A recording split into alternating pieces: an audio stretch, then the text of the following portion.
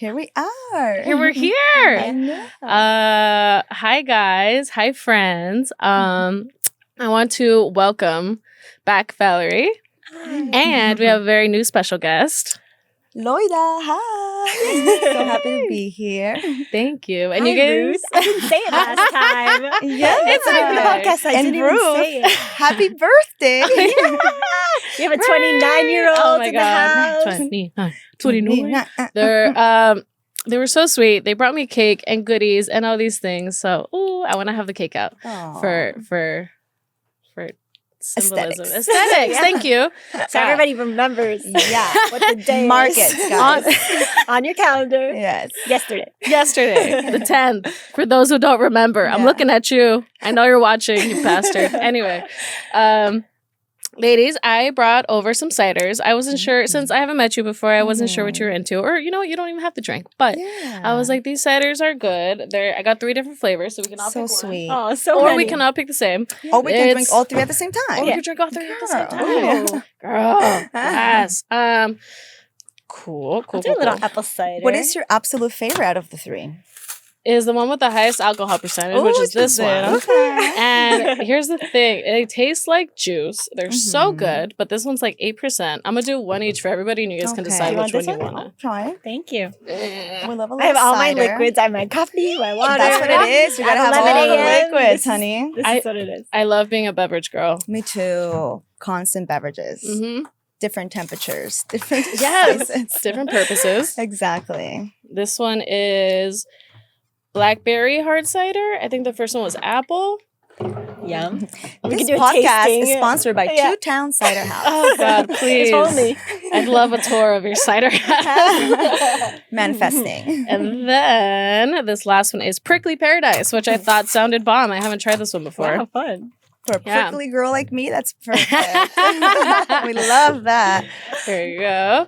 Okay. Thank you. Woo! I'm like, I can't move. I will Wow, bump Ellie, into it's the so microphone. cute and Look at this. aesthetic. The colors I are like pretty. it. Yeah. All right. Are you guys into Exciting. fucking packaging? Like, just Yeah. like little packages, boxing, colors, and Sure. All the things that have detail. Absolutely. I think so much Yeah. thinking goes into, you know, this is really what good. they do. Yeah, the color is perfect. They'll These- work with each the other. pink and the purple one, wow. I love the little tree. So cute. the little tree, the This little little astronaut. It's like a little girly drink, you know? Yeah, I love it. Okay. Well, I'm going to cheers. start Thanks for getting that for with us. prickly pear. Okay. Y'all do? I'm down. Yeah? Girl, let's go be a little prickly. It's like hot ones. Like we're just walking Oh, down the made with list. nopal. Yeah. Oh, We love that, girl. We love good. nopales, nopalitos con huevo. Thank God. Oh, where are you from, Loida? So I'm from El Salvador. Ooh, Yes. We're neighbors. We're neighbors, girl. Cheers to Cheers. Central America. Hey. Yes. Well, wait, Val, what's your nationality, ethnicity? Which one's the right question? Either one. Okay. But I am French Algerian. My mom is Mm. originally from Algeria, and I'm Jewish. Oh, right on. And so that's me. Beautiful mixture. But then I did my Yeah. DNA, and I was like, oh wow, I'm a lot of things. I'm Really? like Sicilian Italian, which I had no idea. I was 30%. I was like, Yeah. wow, I didn't. could see it. Yeah. When we were in Europe, people are like, "You're Italian." Like they were constantly telling her. She was like, "I guess I am. If that is what I must be, then I will be this sure. thing." I Yes. love it. Yeah. Have you ever done your DNA breakdown? No, and I really want to, Yeah. but both of my parents are from Guatemala. You'd be And surprised, girl. I know. Well, I know there's some German in there somewhere because they went over Okay. there to hide. Mhm, And they did. there's like stories in the family of we have like a German great Mhm. grandfather or something. Yeah, way in the Yeah. past. It That's could in be there really somewhere. interesting. I'm excited. I do want to do it. Mhm. What part of El Salvador? You did yours, no? So Or Warner yeah. did his. Yeah. Your brother. So I am from Usulután, Puerto El Triunfo. I was born there. Oh, sounds beautiful. It was really an experience. I came here in 2001. And yeah, so my dad and my brother did their DNA test just to kind of see what the background Oh. is. Because we had some Jewish blood in our family. My brother wanted to kind of find out more where that came from. So we did it. And yeah, it's like, of course, I think 50% indigenous. And then the rest was Spanish, Portuguese, African, 2% French, which I'm like, makes crazy. sense. That's why I love France. There's somebody back of the line. Yeah. So Sprinkle the little sprinkle the French little je ne blood. sais pas, on there, girl. I was like, oui. So it's like a mixture of everything. And I was really shocked. I was just expecting to see like indigenous and maybe Spanish or like some other colonizing blood. Yes, seriously. But it was mixed with everything. So it was really, really cool to see. So I recommend it. And it just makes you wonder, like, generationally, what happens in our stories. Right. I feel like I just come out of that with so many questions. And Right. Like, Grandma, what happened? Yeah. Here? What were you doing in 1801? Yeah. Yeah. And we don't have the luxury of sometimes to kind of ask those questions, especially because of the wars and things that kind of take people away from that bloodline. So it's just something to like think about and maybe do some research too, which my brother got into and he really liked it. Yeah, dude. I like a long time ago I wanted to do a family tree. Genograms. Genograms. We'll tell you. You go on. Yes. It turned I realized early on that I'd have to go to Guatemala and ask questions and talk to people that I don't talk to, and that sounded very uncomfortable and very hard, and I let it go. Yeah. But now you're doing uncomfortable, hard things, so maybe now's the time. You know what?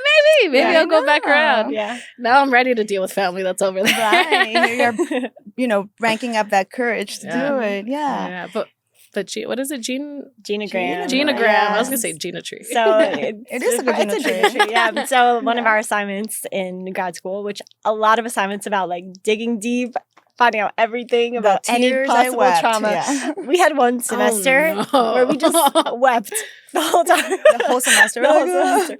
But a genogram is pretty much a family tree. Mm-hmm. But it is to identify patterns within the family, including history of addiction, different illnesses, how people died, then also like enmeshment, what is it? Triangulation, communication patterns, differentiation, like how people relate to each other, where the cutoff has been, and you kind of like paint this whole picture to then see it all laid out in front of you, and you're like, wow, this is crazy. But yeah, it's helpful. We learned a lot. And so that's the nice thing about, being in graduate school for clinical psychology is we have no choice but to like go deep and learn everything. But it's helpful. It's amazing. It really is. So when you see it all laid out in front of you, there's both like, okay, you see the patterns that can be repeated, and at the same time, all the resilience and like strength that every generation brings. Like every generation gets better. And you're like, wow, we went from in my genogram, for example, my grandmother being illiterate, like growing up in El Salvador as an orphan, to where I am now. And I'm like, what a gap. And I feel like you get to see the challenges, but also like the strength that is in there that you bring in this present moment. So it's really, really beautiful. Oh, wow. We should do one right now. Yeah. Pull out the paper, girl. That's amazing. How did you guys fill out the information? Did you have to ask your family members?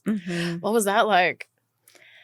It was interesting. It was good. I actually learned a lot. I was on the phone with my mom for like hours and hours. And I did a lot of research too, because a lot of the like Jewish history, specifically for like Sephardic Jews, is just being like kicked out of country to country, like being expelled and just like threatened to be murdered. And so that's why also my DNA was so many different different countries and different places and areas, and they kind of like never really had a home. So that was interesting. I learned a lot about that.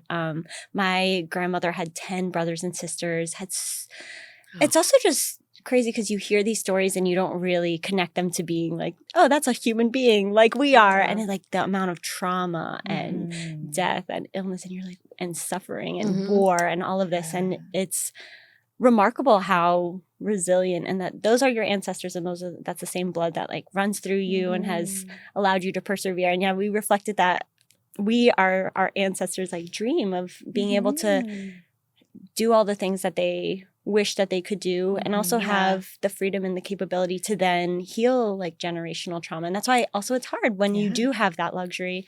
It kind of then comes down on you, and I'm sure that we all feel it because there was no space for them to start to cope and heal and work through those things. And so it does fall on us, but it gives us a new chance to work through all of that. Yeah.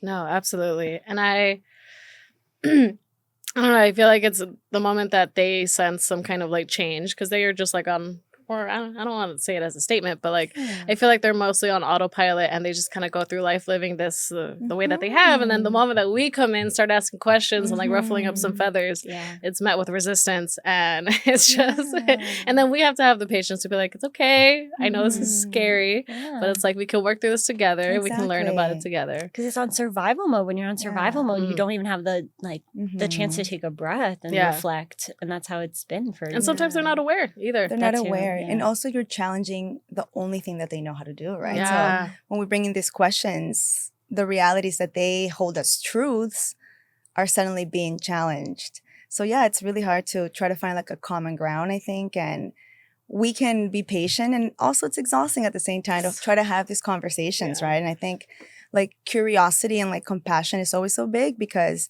at some point they may have had questions too with their parents, and it's an ongoing journey. It's an ongoing process, and I think for you to try to find answers, it's so beautiful. I think there's something there that you feel like you need to find. Yeah. What kind of started your journey of like, I want to know more, and I want to just kind of see how these patterns are?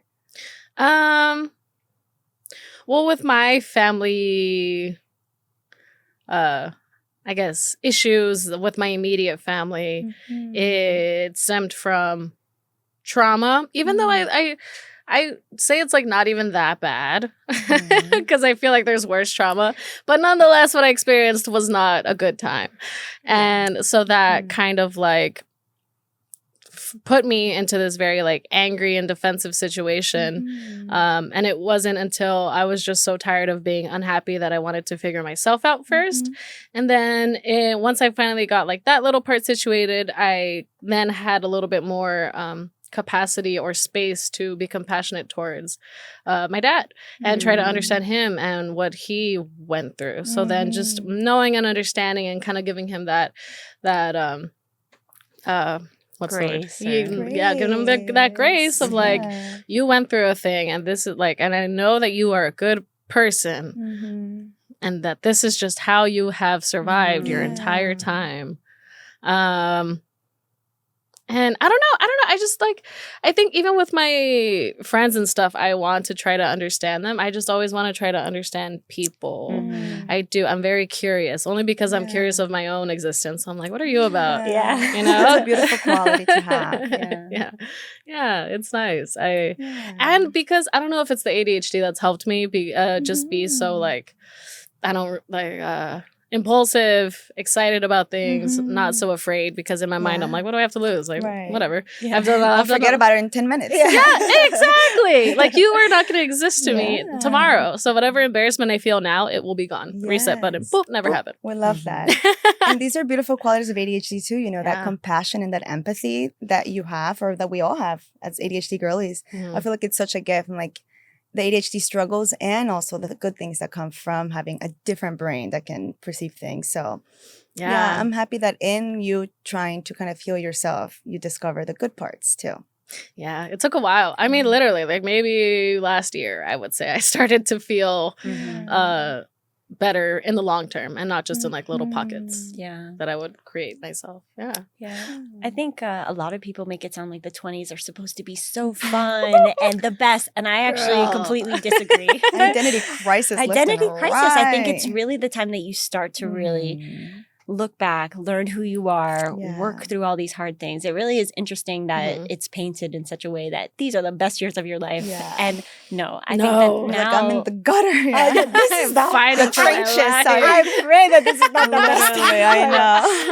And I feel that it's not. Like as we get older, I continuously feel better. I feel more, confident in myself. And I think that you're saying the same thing. And I've also felt it recently, in like later 20s.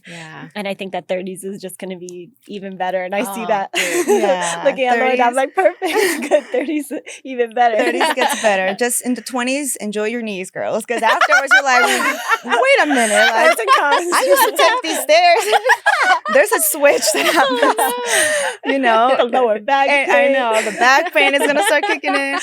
However, I think 30s, you just settle more into yourself. And I think that if you already have the mentality of like, hey, I'm gonna do this thing, like embarrassment. We all have to do things for the first time. We're not gonna be the best at it. It's gonna be embarrassing. Yeah. It's gonna be cringe. Own your cringe. Dude, own your cringe, you know? Fuck And this yeah. is me owning my cringe by being here. I hate public speaking and being like, no way. Which would you ever believe? I know. You're I know. doing I'm like, amazing. the microphone, I'm like, hello.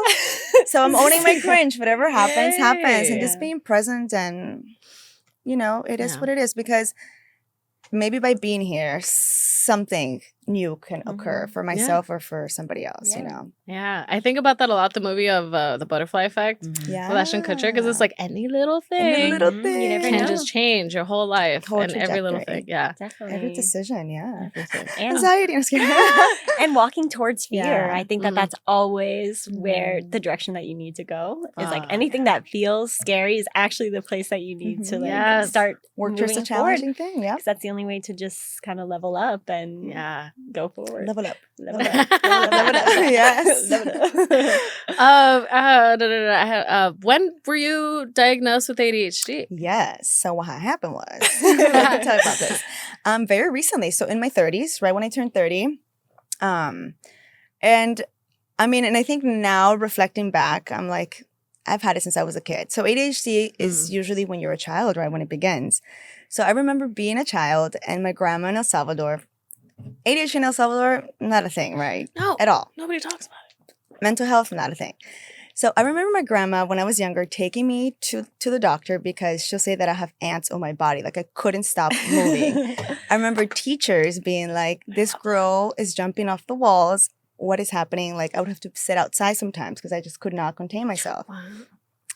And kind of, you know, I think when I moved to the US, that all of like that hyperactivity was masked by something else. Anxiety, perfectionist, learning a new language, being in a new culture. I was just like, oh my God, let me shut it all down. And so I kind of rode this wave of like, something is off. I was having a hard time concentrating kind of throughout. Like I did okay in school, but it was more because of pressure to like make my parents proud. But it was taking a toll on me because I had to work so hard, like to actually get good grades and just like, honestly, it became a big chunk of my time, just like, be perfect, get all the grades, study, study, study. So I rode this wave. And then when it was time for me to go to college, I was like, I don't know if school's for me. Like, I was like, it's so hard. Like, is school this exhausting all the time? Like, I don't know if I can do it. And I just kind of stayed with it, rode that wave too. And then here we're in graduate school. And actually, no, let me rewind because this was when I was 30. So this is right before I went to graduate school. This was in COVID. It's just kind of struggling to like have motivation. There was like a period of time where I was like, ugh, like I can't get myself to do things. Yeah. Some depression, like emotional dysregulation. And I went to therapy because I was like, I don't know, I'm dealing with something. I don't know what it is. And at that time I was like, it could be ADHD, but I didn't really know about it because for me, ADHD was that like, I have to be hyperactive. I didn't really know about the inattentive type where you don't have the motivation, you lack the time and space awareness, you can't get organized. I was like, maybe that's just like who I am. I don't know. So fast forward, I was diagnosed at 30 and I was like, yes, like this is what it is. And like, now I know and I can have an understanding on how to kind of treat it, you know? And then from there, I worked with kids on the spectrum and some kids had ADHD. And I was like, yes, this was me when I was a kid. Like, and it even like affirmed the fact that I had it. Yeah. And then I feel like I tried to write it without medication for some time because I was still feeling a little bit hesitant where I was like, am I going to be different? Like, what is that going to do to me? You know, how is that going to show up? And finally in graduate school, it was when I was like, I can't retain anything. I was like, I'm doing the L-theanine. I'm doing all the natural stuff that they tell you to do. The lion's mane. I'm finding ways to do dopamine, but I just cannot get myself to like retain the information, pay attention. And fast forward, I mean, I think I just give you the whole breakdown. I got on medication and my life has been different. And I'm like, I am an ADHD girl and like, it's something that I own now. And it's like a part of who I am. And I think it gives me so much more freedom and like understanding in myself. And I love how you said last week, like the awareness that I don't have to be so hard on myself in those days where I just want to be a couch potato. Yes. And it's like, But damn it, I lost it because there were so many things I wanted to like. Oh shit, I gotta remember that because I wanted. And you gotta stop me because I will. I can't interrupt. No, I don't want to interrupt you. But I was like, oh, I want to talk about everything. Did you feel a sense of relief once you were like, oh, this is me. Oh, I can connect to this. Once you saw the different symptoms and shit. Yes. And I think medication, girl. The first time I took it, I was like, oh, like this is clarity. Peace. Is this what people I was feel like, like? dude, that's my exact thought process. I was like, is this how people have been?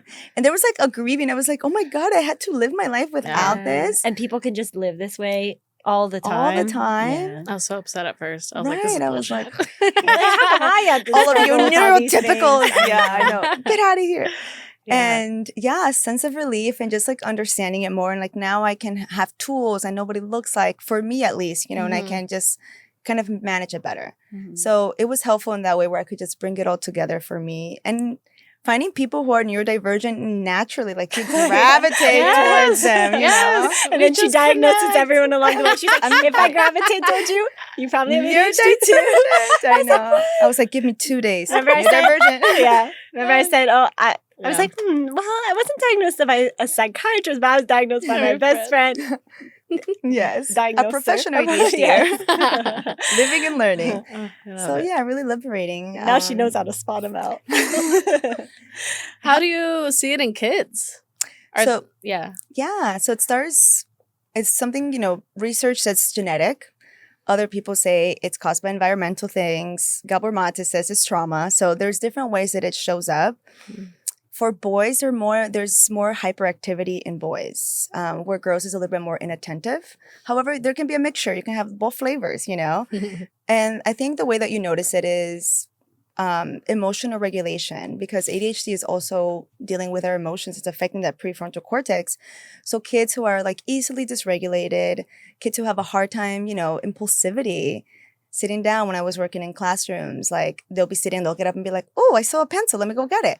Or like constantly like calling out, kind of challenges with socializing, very rigid thinking, disorganized, like desks were kind of things shoved everywhere, or too organized, where there was just like, you cannot, like if this was moved an inch, it's like that rigidity of like, oh my God, black and white thinking. One thing goes wrong, everything else. So there's a lot of different pointers, which I still have that sometimes, girl. I'm like, this shirt's dirty. I'm like, throw it away. Like, I'm not going to wash it, It's so cute. Thank you. My best friend gave it to me. Shelby, if you wash this, I love you. So, in kids, there's different kind of pointers. And I think that as we get older, we internalize so many things that it looks different. If they're in culture, if they're in religion, if they're in so many layers, then we're looking at a whole different picture, Yeah. Back. Yeah. I think, Val, did you, like, when you were growing up, or I guess once you were diagnosed, did you think back? What did you do as a kid? Yeah. I actually was recently thinking about that. And I was always getting made fun of for chasing butterflies. Like both real, like literally and hypothetically. Pretended? No, whatever. Hypothetically, I guess. Yeah. But that's not the word I'm looking for. Literally and figuratively. Yeah. Okay. Hypothetically. Yeah. But that, like, I'd be trying to play soccer and I'm like, la, la, la, la, like chasing the butterflies. I think always just distracted, always like a little daydreamer, like not focused, talkative, so talkative. That would always be my note. Like, she's a great student, but talks too much. And then it showed up a lot as anxiety. I had so much anxiety at such a young age.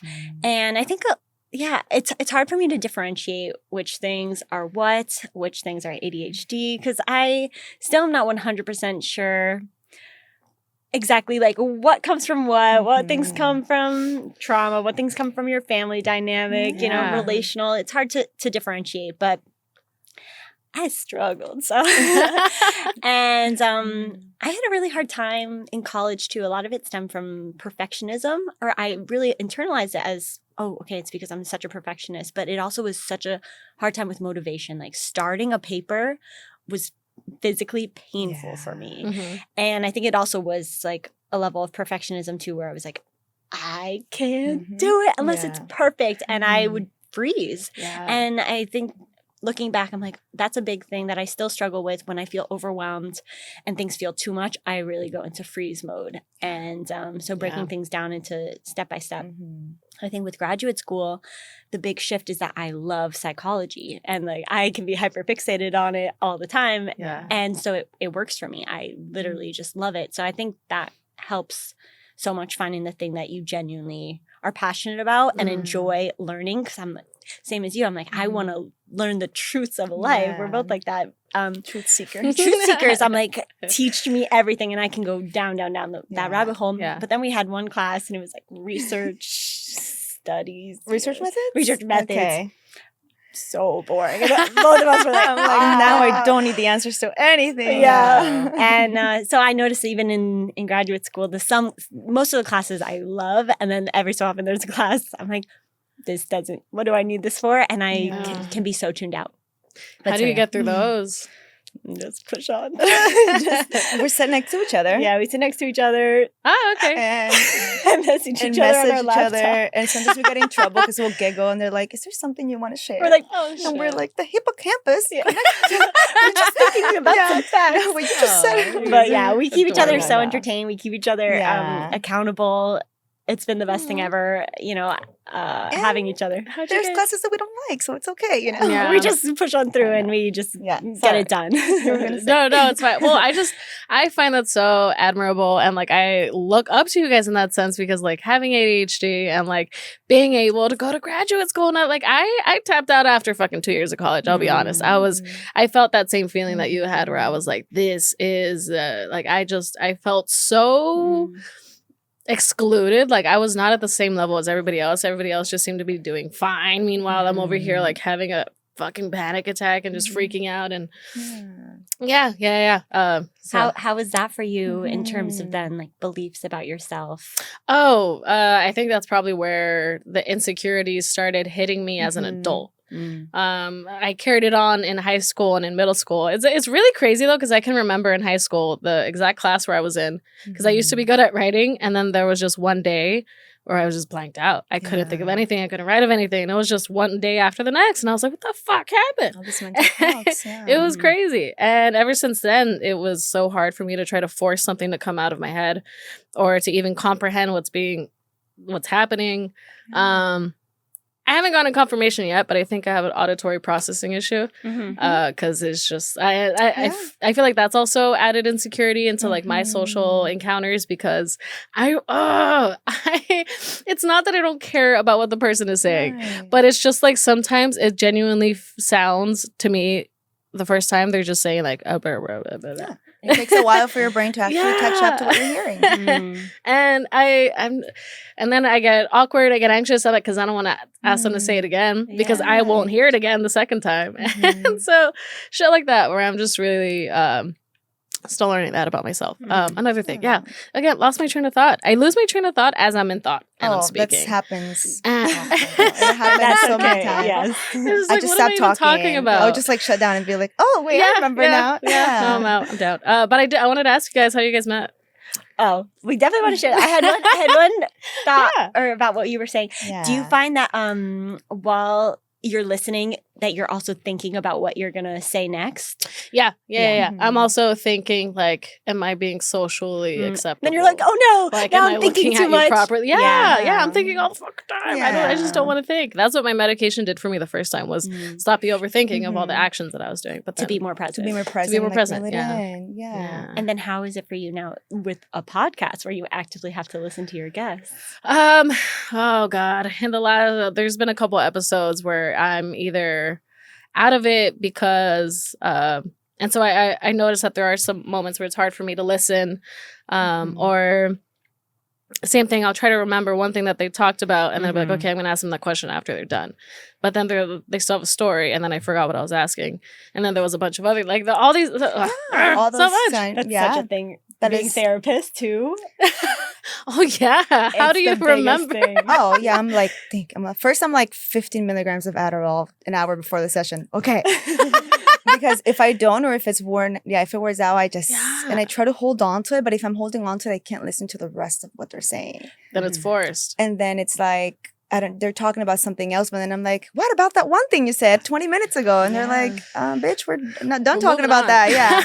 So definitely like experience that when you're sitting in like long-term conversations. Like I can imagine so challenging, and especially if there's like an auditory processing delay, it can make that event just like a whole level. So incredible that you're here doing this and kind of stepping into that. Thank you. Pushing yourself to the test of something that's specifically challenging for you. Yeah. Even like, exactly that. Even speaking. And so now it's just like I've learned that I have to stay calm in order for me to be able to like relax my brain muscles, and then they can flow properly. And I'm sure the more that you do it, the more like comfortable you're getting. Oh yeah.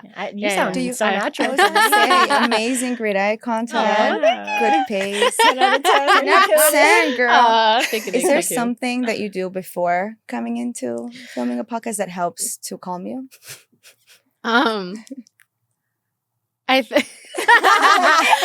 honestly think I come in late almost every fucking filming that I do, and so I think true. But I think having it be very last minute helps, because if I were to like ruminate on it and have time to think, then I'd overthink it. But I like to let it just be natural, because also me just out in the wild, I like having these conversations with strangers and people, and so I'm like, all right, let me tap into that. Let me just be me and let that flow. Which is why I don't have like my phone out and asking you my usual questions. I just wanted to like it's more natural that way. Then you don't have to think, okay, when am I going to ask this question? Like naturally it happens, especially if you're talking to other people who also are naturally going to talk in that same way. And you can feel so stiff and like rehearsed. For now, we're just like, bro. Exactly. It is what it is. But yeah, as therapists, that's something that I've definitely had to learn, is to really let go, because as with ADHD, you're very impulsive, and like when they say something, I'm like, oh, that's the thing I want to jump on, but then they keep talking and you don't want to interrupt because it's a lot of valuable things. And so I think it's taught me a lot to just really let go and let them speak, like kind of take a mental note, okay, that's something, but not hold on to it too tight so that it gets in the way of me listening to what they're saying next. And it definitely is a skill that you have to learn. Yeah. And then finally, when they kind of come to a breaking point, whatever your brain is gonna like come up with a question when it comes, so it's better to then not be, ruminating on what to say next or overthinking it, because then it's taking away from the active listening that is the most valuable part of being a therapist. No longer is it shutting down because you're trying to like retain that information. You're just and trusting yourself that like when there is a break, you're naturally gonna know kind of the right thing to say. So I think that's a big component of it too, really like coming into trusting yourself that you will have the right thing to say. You don't have to prepare it in advance. Right. Yeah, that big trust in like yourself, I think. And also, if it's important, it'll come back around in some other shape and form. Yeah. That's the things that are important to us. Because it's all themes. It's all themes, and it comes back around. So and I think impulsivity too, it's like, for me, is finishing people's sentences. Like, I think about, like, I know what they're saying. I'm like, what am I going to say? And then when I first started, I was like, yeah, and then you were sad because you lost your dog. And then they're like, yeah. And it's something that I had to kind of practice. And I feel like I constantly find myself like physically even bracing myself where I'm like, don't finish the sentence. And it comes like as I'm relaxing my body. But I think in the beginning, I was very much like at the edge of my chair. Like, I know what you're going to say. Both of us, our supervisors, like, slow down. We wanted to solve all of their problems in the first session. Because we're like, we know what, like, offer them this, tool. And it's like, that's too much. That's not what it is. It's too much. It's not even valuable at that point. Yeah.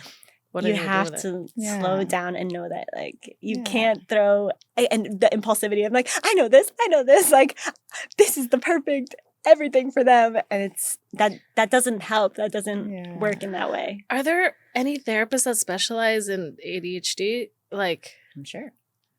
Yeah. Because I don't know. I'm thinking like maybe it'd be great for people who struggle with ADHD to have therapists with ADHD.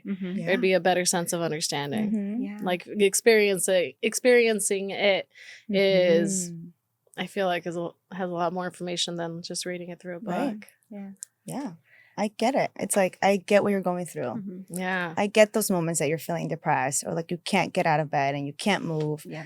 I get the negative self-talk of like, what are you doing with your life? You couldn't do this. Like, we get it, and I think it's so important to have a voice to like bounce that back to you and say like, I've been there, and there's also hope, and we can get through this, and like we can find ways that will help you. So yeah, for sure, I do, if possible, recommend like finding someone that specializes in it, because it makes such a difference, in my opinion, than having to like explain your experience to someone who just has read about it. Yeah, definitely. I have 2 clients with ADHD, and one of them, I pointed out her ADHD symptoms to her, and it was so helpful for her. And she continually is like, that's the first time that a diagnosis really helps. Like, people had diagnosed her with depression. That didn't really seem like it fit for her. Yeah. And I just spend a lot of the time like on psychoeducation on what is ADHD? What are symptoms? What does it look like? How does it manifest in women? What do I see in her that might be an ADHD symptom? And it's just been so helpful.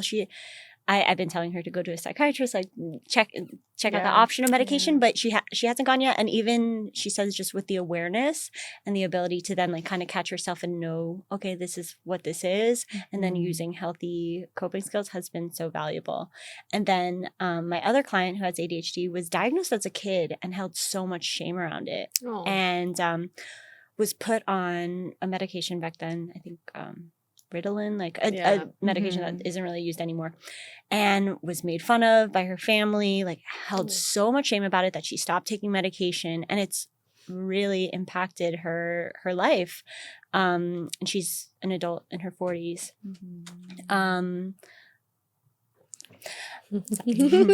Sorry. But yeah, I'm like moving all around. I'm like slowly wiggling away from the microphone. But letting her know, you know, there's a safe amount of self-disclosure in therapy. You don't want to tell too much, but I felt for her. I was like, let me just let you know that I actually have ADHD too. And she's like, really? That makes me feel so much better that you're a therapist, like you're in graduate school, and that makes me just feel more seen, and like it's not so shameful. And now she's gotten on medication. It's been so transformational for her. And she's also realizing she's kind of passed that shame onto her children too, and prevented them from like getting the help that they might need. So yeah, because there is that genetic part. Like, did she have that fear with her kids? Like, oh fuck, how am I going to handle my kid? Yeah, and she just didn't want them to have ADHD or have any diagnosis because she held so much shame. So it's just the pattern, and letting somebody know that, hey, it's not shameful. I have it, and I'm okay to say that I have it, and it doesn't have to be something that you're ashamed of. So just I think the representation has been helpful for her. For sure. She's like, what? You have it too? I was like, yeah. Yes, I'm telling you, you guys are inspirational by being successful people of society. I mean, functioning now. We have our days where we don't function, girl. That's There's days I'm like, I can't. And I love that you said like the shame. I think for me with my kiddos, it's like when I used to work with them, it's like, it's, you know, a disorder, but for me, it's like, no, it's a different brain order. Your brain just works different, and it's beautiful, and we just have to find what works for it, you know? And oh my God, you have all these also great things that come with it. But yeah, no, functioning here, but there's days that I'm like, I can't. Like, I can't even pick up the phone to like text. And I'm just like, and I love what you said, like women, for us women, it shows up differently. Hormones, when we're in luteal phase, it's just, we feel it so much more than... That was another question I wanted to ask you guys. This is our favorite topic. I know, this is Valerie's favorite topic. I'm going to wrap it in. Is this the emotional dysregulation or the luteal? Luteal. Okay, let's fucking get into it, man. Which they tie into each other.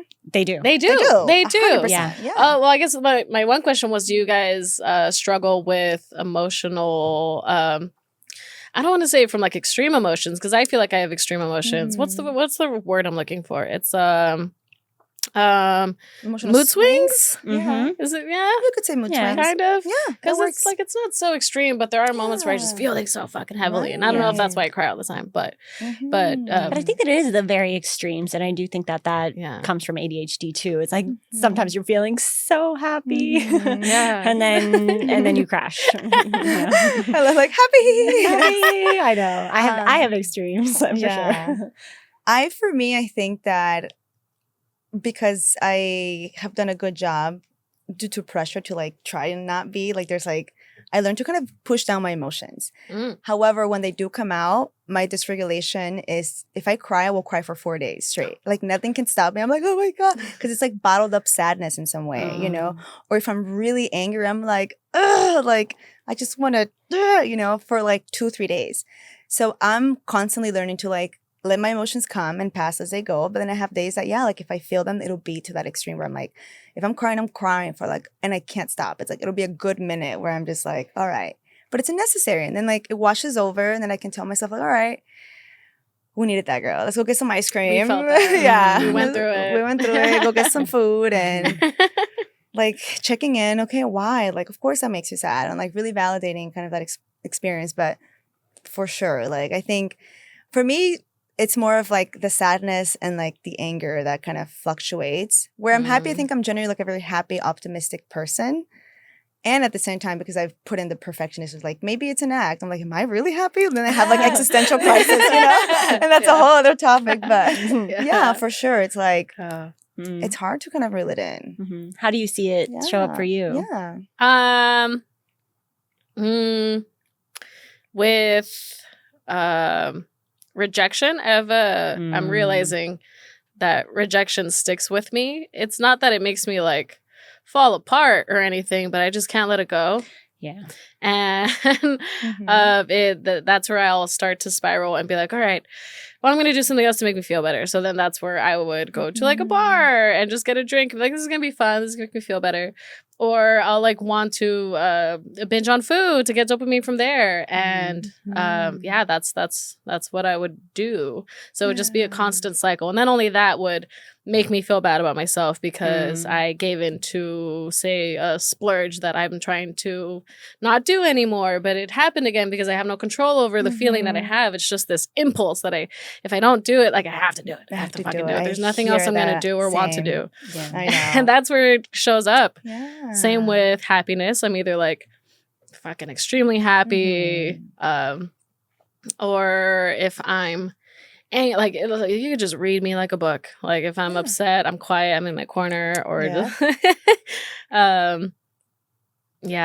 So it's kind of in that. Or it's always extreme. I always feel like my emotions are extreme. Never really just at a regular level. Kind of And also with ADHD, rejection sensitivity is big. There's a correlation, right? I think that because we feel like we can't do things a certain way, that rigidity, that prefrontal cortex, like perfection, then it's like, I'm going to be rejected if this thing doesn't come out the way that I expected it to be. Or like if I'm obsessed with feedback. Like I'm like, tell me how I can be better all the time. How can I continue to be better? Like I must get feedback all the time. Yeah. But it comes from like kind of that need for like self-validation in the end. I think like that's at the core of us where we're like, we just want to feel like we are worthy and that we have all that we need. And it's hard to believe it, I think, sometimes growing up in a place where maybe those messages were not being said to you. Yeah. You know? Yeah. I was going to say, I think black and white thinking is a big component of ADHD. But also when you grow up in a family where you are always taught to be aware of other people's emotions and neglect your own emotions. You become overly sensitive of other people's opinions of you, and you don't learn how to value your opinion of yourself. And so that also plays into, as an adult, it continues on that, okay, that person's opinion of me is more valuable than my opinion. So what you believe about yourself kind of falls apart. It doesn't hold as much weight as what anybody else, any random stranger says about you, which is crazy that we do hold so much, but we're taught like that is what is the, metric of if you are valuable or not. Somebody else has a say over you. And I think that lasts with you. Yeah. And it's hard to counter it's when imprinted. Because it's something that you should be learning at a young age, is to start to, regulate yourself and trust yourself. But if you are surrounded by adults who kind of parentify you or require a lot from you, you don't have that ability to just like self-soothe and something that you're supposed to be. And your existence is based on the worth that you get from them. If I help this person do this, if I, help them emotionally regulate, what can I do for you so that I can feel like I'm worthy and like kind of work for the love that we should naturally intrinsically get. True. Yeah. As kids, right? I think that we had a lot of parents who failed us because of their upbringing and all of their challenges. And I think grieving that we should have had those opportunities is important too. Yeah. We didn't get to have someone there to be like, hey, like you're doing a good job. I'm proud of you. So kind of grieving those things I think are so helpful for us to, as adults, to be like, I didn't get to have that. I can still respect, and care for my parents. And how can I do that for myself now? Because I still have so much life to live. Yeah. Yeah. I think and with them too. Yeah. With them. Unconditional love is a hard thing to understand. At least for me. like when people talk about how they meet their baby and they're like, I've never felt love like this. That you're supposed to be loved unconditionally. I'm like, I mean, you and Mocho. Oh, yeah, Mocho. Mocho is unconditional. My doggy. Yeah, that's true. It helps to teach me what unconditional love really is. Babe. But I'm like, no, I need to earn it. Like, what does that mean? I don't want to be unconditionally loved because then it doesn't feel like I've done something to earn it. I don't know. Really? Is that something that you have felt, or I just, I don't know. Like, anybody please? Anybody felt that? I'm also like questioning myself of like, how did this tie in? But it tied in somehow. It came up for a reason. Let's explore it. Tell me more. Anyone? No, I'm just Anybody kidding. out there? I don't think, for me, I don't think it's that, but it is like, I want you, it's like, I want you to like me. I want you to love me. That type of thing. Yeah. Like, I don't know about earning it. It sounds like a lot of work, but it is. It's like, take it or leave it, baby. Yeah. But yeah, I definitely get with the rejection sensitivity. It's like, please like me, even though I don't even know you and want you to like me. But I want you to like me. Yeah. Acceptance, I think, for me too. I think I struggled in like acceptance. Like I wanted people to like me, and which made me a people pleaser. And like I just wanted to be liked. Like, just please, like anything that I can do for you to like me. And then, I think it just became exhausting. And now I'm just like, I don't want to talk to any. I don't care if you like me. You learn to just love the people and like your tribe around you. And I think like even in our friendship, there's like an unconditional love for me. I feel like I trust you. I love you. We can talk about anything. Yeah. It's like a lifelong friendship where I'm like, you find people around you and you're like, this person is going to be in my life forever. And there's nothing that they do that we can't work through or to talk through. Yeah. That is going to break that connection, So I would use our friendship as an example for me where I can kind of lean into that unconditional I agree type of love. I agree. And and I think it stems also from just like we've shown up so much as our real selves, and it also came from like us meeting in a place where we were just so in alignment of who we are, and we've connected on that type of level. And I think we have continuously showed up and shown up with a lot of vulnerability and showing our like darkest selves, and continuously being like, it was a bad move. we have infinite inside jokes that we'll try to keep them away. That don't. I love this. It was a bad move, Harry. This is like the goofiest YouTube video about like Hagrid and Harry, but our deepest. But yeah. Pretty much just I think also when you connect with those people that you're like, oh yeah, they're is this deep level of understanding and safety, and it has helped me as an adult to understand really like what it means to be unconditionally loved and just build a real relationship with somebody.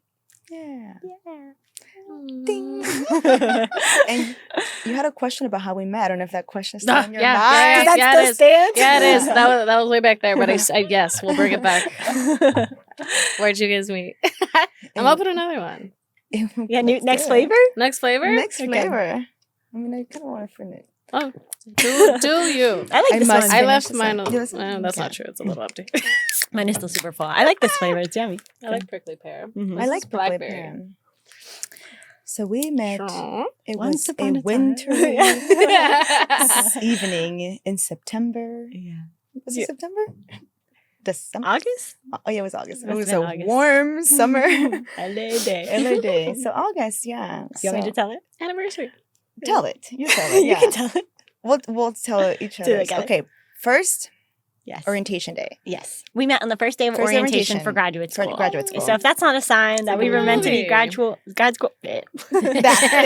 school best friends, then that's I don't know what else. I don't know what else is a sign. So I saw this beautiful girl, long brown hair, tan skin. She was wearing a black long dress, and she was waiting in line to get her like little sticker. And I just saw her, and we just kind of looked at each other, and it was like a little like, I'm always that girl. Like if I see, I just smile at everyone. And if you're a beautiful girl too, I'm like, you're so pretty. Like I just want you to know. Okay, and I think we both had big smiles. I noticed her too, and she was wearing the cutest. She had just come from Paris like the day before or something. She had cute little barrettes in her hair. She was wearing a little skirt. Like we were the only ones all dressed up. Everybody else was in sweatpants, like high heels. Like, yeah, we were dressed up. We're like, this is important, you know, orientation. So we noticed each other, and then we went our separate ways because we were in little separate groups.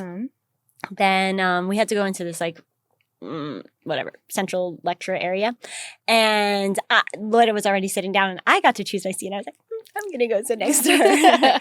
And then we just liked each other.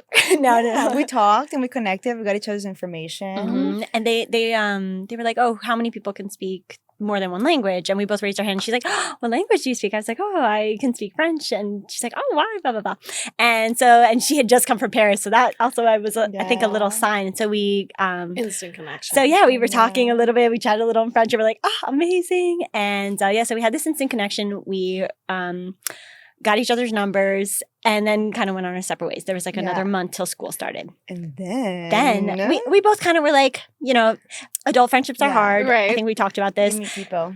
And we both were like, I don't know. I was like, I don't know. It was the first day of school. You really don't know. Yeah. And I was like, she probably has a million friends. You know, she's from LA. She's probably busy. She's so cool. And I was like in my room, like dissociated. And I'm like, she's out of my league as a friend. Like goofy, you know, negative stuff. And then the kind of the key that brought it all together was I was in campus later that week.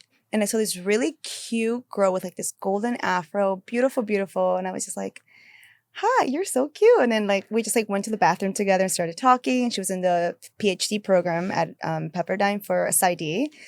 And she's just telling me a little bit about her. And she was like, oh my God. She's like, my sister-in-law is in the LMFT program too. And she was like, you guys should meet. Oh my God. I was like, cool. What's her name? She's like, Valerie. I was like, Valerie Katz, the life coach from Connecticut. Yes. Like I knew so many things. And instantly I was like, okay. It was a weird sign. It was a weird sign. And so this is my sister-in-law, who also was the one who introduced me to Aaron, who was the like key factor in Aaron too. So she's just making your best life. I know. She said that she is a face reader. Queen. She said that. She's like, I'm a face reader. I was like, interesting, cool.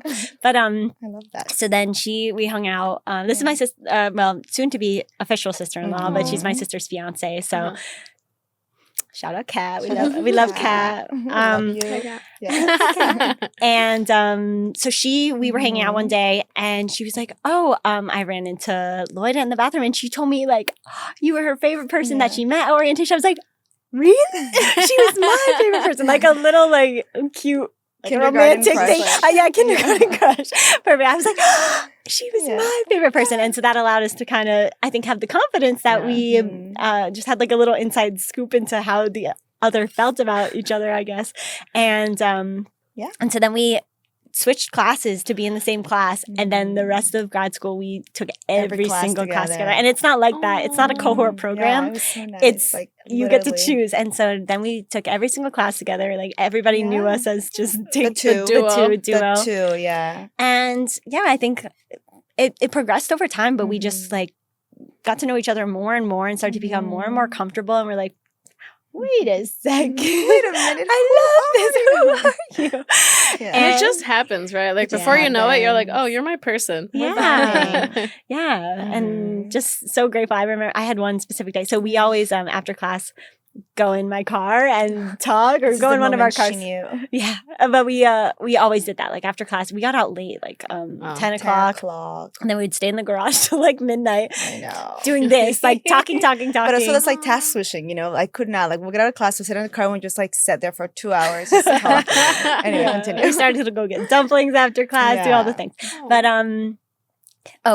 there was one day where I was telling her a story and I started being like, I was demonstrating something and I was so goofy, like super. I don't want to demonstrate it now, but I noticed. I was like, wait a second, I'm being my real self, no filter whatsoever. And I, for a long time, I think, have always masked myself because I have always been like, have to be perfect, like masking, a lot of masking, And I think one day I was like, what? I can say anything, do anything, be my like craziest self, and she still likes me. And the more that I did that, the more that she did that. We both were just goofy, just two weird, goofy girls. And like we like fed off of each other's goofy energy, and I just couldn't believe, like, as it progressed, that I was like, wait a second, this is real. And it was really special to like be able to be ourselves and be goofy and joyful and open. And then we've manifested everything since then. We work at the same internship site. That was just like an amazing happenstance that we did that. We've always wanted to start a podcast, and here we are right now. I mean, getting over my fear one day. But this is crazy. Like, things just come to be. A couple weeks ago, we went to Paris together. We had the best time. So, do you have family there? Any of you guys? I do, but I didn't. Sorry. We just went for ourselves. I used to live there, so it's like really nice for me to go back and like see some friends. Yeah. It was too fast though. I was like 8 days, but it 10 was days. Nice. Well, it was 2 days travel, unfortunately. But it was fun.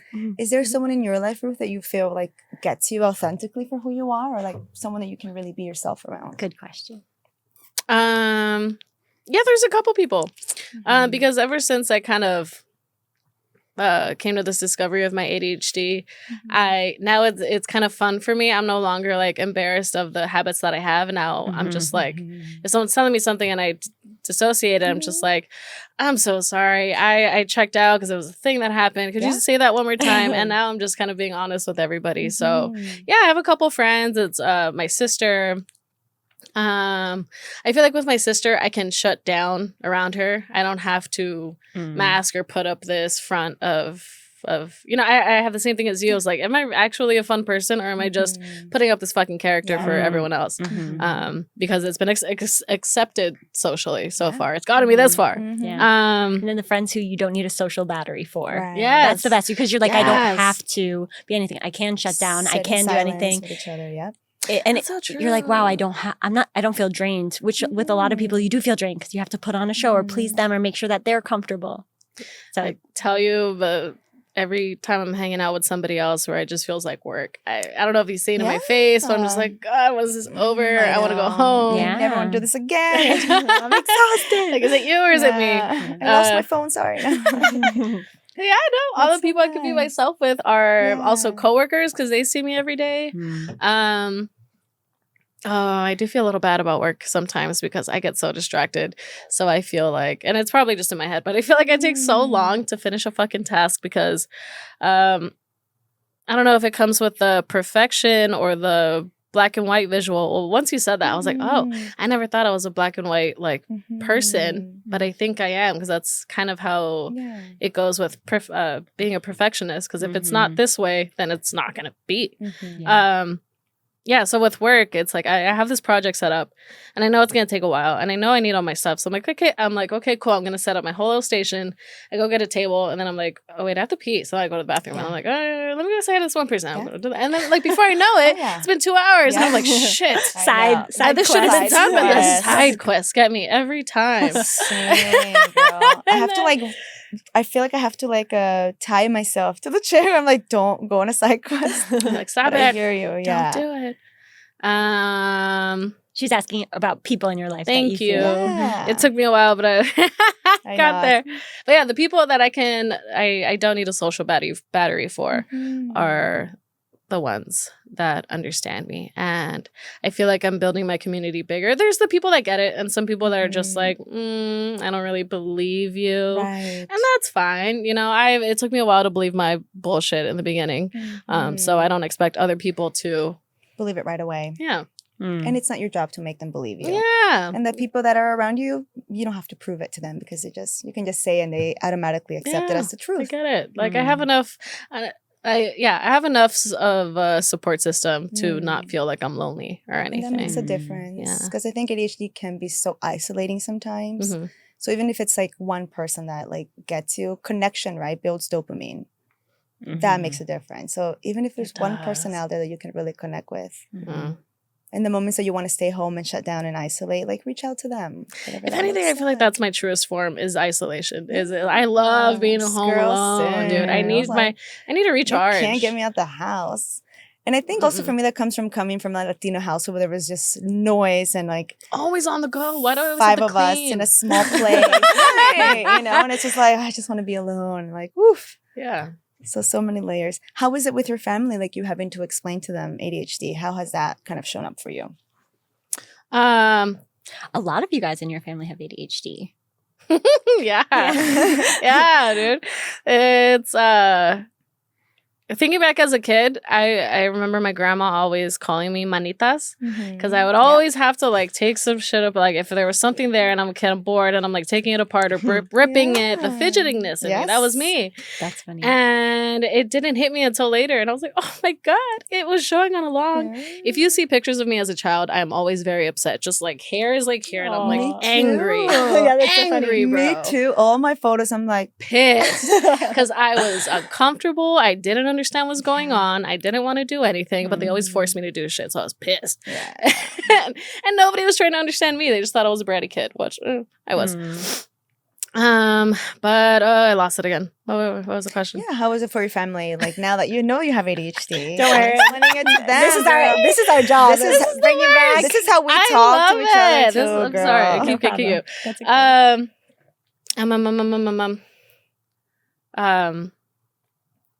Now that you have it, you're like, okay, I was a kid, manitas, like you saw me kind of being this way. Right, with my family. And Yeah. okay, sorry, I lost it again. And That's that's okay. okay. We will always help you got bring it you in my back. pocket. Yeah. It's literally like that thing from Men in Black where they just poof and they're gone. Fucking gone.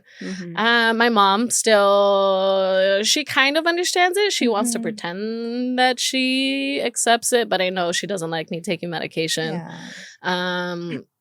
With the whole therapy and psychologist, she was like, but you're not crazy, Ruth. I'm like, that's not the point, Mom. Stigma, My dad never took the time to understand. I think he has ADHD. And because it was undiagnosed and his coping mechanism was to just like shut down, kind of push the blame to other people. Yeah. And let's see. But they've been accepting. I try to explain it to some of them now. It's like 80-20. Yeah. Some of them get it. Some of them don't. And it's, again, same thing. It's fine if they don't.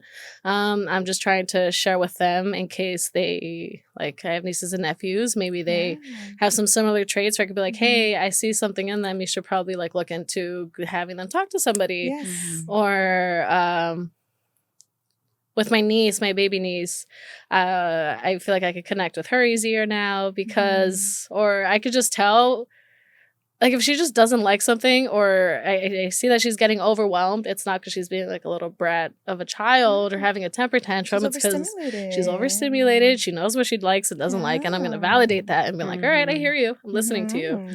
Yeah. That's beautiful that you can use your experience to like help the next generation. And yeah, I think our parents, we can tell them they may not get it. And again, it's not our job. I think it's our job to like live in the things that we know and to model it. And it sounds like that's what you're doing. And like you're using all this knowledge and understanding for yourself to share that in some way. Yeah, definitely. So what about you? For me, I think, mental health. As soon as you hear psychologist in the Latino community, para los locos, like you're crazy right away, you know? And I think in the beginning, my mom, I mean, first, I think that as a kid, my grandma taking me to the doctor and then me coming to the US and they were like, eres una niña rara. Like, you know, like familia peluche? They'll be like, eres una niña rara. Like, you're a little bit weird. And I was like, okay, like, I'm just weird. I don't know what to do. And I think that because I was so occupied on maybe paying attention to the others around me, I didn't quite like let that stuff kind of simmer in because I was like, okay, let me just kind of take care of everybody else. Like I'm the daughter and I must kind of be the manager of the family. And then as I got older and kind of talking about mental health and me wanting to be a therapist, they didn't quite get it at first. It was like, why aren't you a nurse? There's also, you can be a doctor or you can be a manager at a store. Like they didn't quite understand it. And I think that with time it evolved where now they're so open. My parents, both of them have been to therapy because of circumstances that they've gone through, you know, so it's possible. Yay, that's huge. Huge. I'm so proud of them. And I think with my mom, you know, we have such honest conversations now. And even though she may not really get it, I can see that she makes an effort to like understand. And also she was like, I didn't know that you were struggling or like this was happening to you, that like you had to work so hard to kind of get to where you are. So it definitely took a lot of like work and patience on my end and having these like conversations. And I think that once I let go of like trying to make them understand me is when the change really happened, where I was just like, yeah, like this is what it is. Like, you know, I'm doing these things because this is what's happening in my brain. And, you know, I'm taking medication and it helps me and I feel better and I'm happy. Like I feel good, you know. And then she's like, well, as long as you're happy, as long as you feel good, then I trust it. But for sure, I think that in the beginning it was definitely like, ¿qué? Like, ¿qué te está pasando? You know, like, get off the couch, go wash the dishes, or do this, do that. Like, there's always something to do. You gotta stay active, you know. And it's like, and I think for me the hardest thing was that like I just wanted to sometimes slow down, and I didn't know how, and I didn't have the space.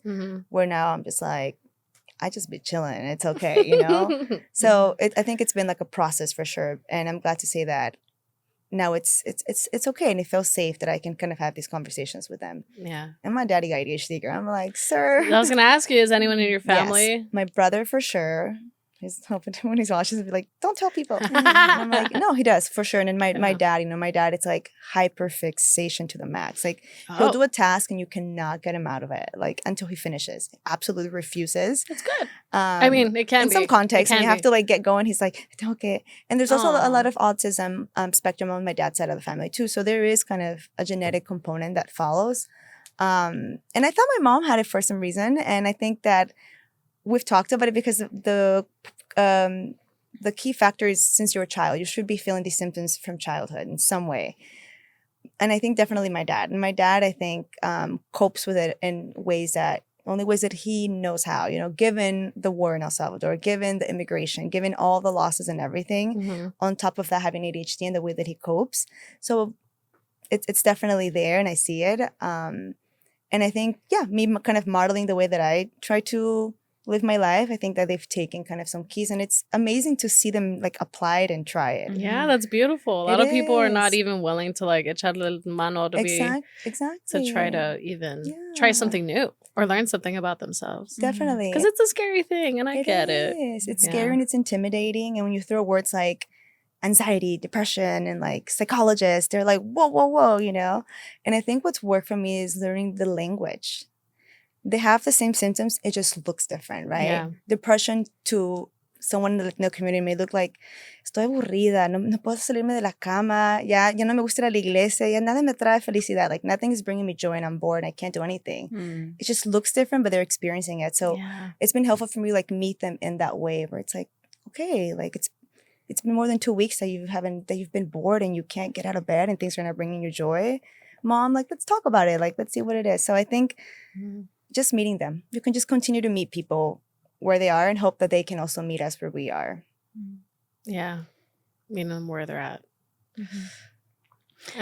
How has it been with your clients, like specifically like Latina clients? Yes. I love, girl, this is why I got into this field, you know? I was like breaking those stigmas and like those barriers. I think whenever I have like a Latino client, I cry because I'm like, yes, you were so scared and like you came here and you overcame this fear of like, you know, your whole community is telling you like, don't go there because they're gonna, one, judge you, one, don't tell strange people your secrets. This is like, at least in my Latino community, don't tell Oh, dude, my mom hates business. This. You know, like, she hates me doing that. She's like, bro, what are you gonna say? Don't tell anybody your business or what happens. No te pueden ayudar, you know?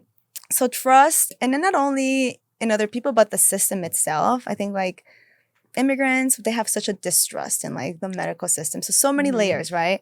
So for me, when I have like Latino clients and they just come through the door, like just even thank you for being here. Like that is such a big step. But for you to like have the courage to just show up and be here, and that's big. Like how is it to like be here today in that capacity, and taking it from there. But I do become emotional, especially if it's like a male Latino who hasn't cried or like this and that. I'm just like, oh my gosh, it's like a unicorn. It is like a unicorn, you know, and it's possible. And I feel like living in my purpose in some way of just like, I'm not here to cure nobody or heal nobody. It's just to walk with you and to show you that like that one thing that's really scary, if someone is there who truly cares, like we can do it together. It's not gonna be so overbearing or so scary.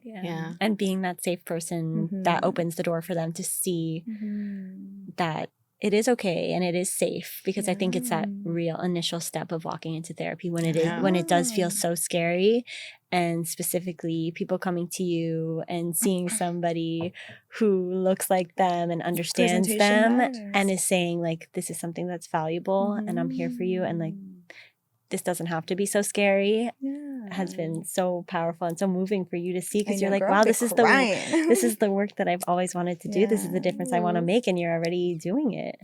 I feel so lucky every day. I'm like, I'm so blessed to like have this opportunity to be in a room with people where they can trust me and we can just, you know, share a moment together. And it's amazing. It's so wonderful. And it's true. And I think with therapy, I tell like my Latino clients, like, si va al doctor, si le duele el pie o tiene un malestar, like if you're feeling a little bit under the weather and you go to the doctor, this is what you're doing here. Like something is happening that it's affecting you in some way, whether it's your emotions, your motivation, your energy. You come here and you just get it checked out, right? We just want to see what is happening. So you can start to feel better. Yeah.